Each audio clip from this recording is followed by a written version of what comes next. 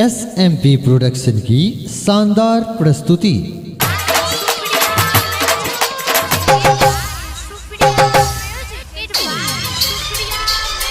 हाथ कट के लिखै छियो ना, हाथ कट के लिखै छियो ना, जान ब्लेड से हाथ कट के लिखै छियो ना, हमरे जान ब्लेड से।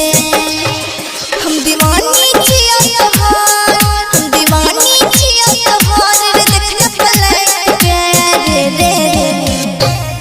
हाथ कट के लिखै छियो ना, हमरे जान ब्लेड से हाथ कट के लिखै छियो ना। हम अपने सब सुन रहल छी SMP प्रोडक्शन के शानदार प्रस्तुति। रिकॉर्डिंग बाय सुप्रिया स्टूडियो मटियार कला सीतामढ़ी।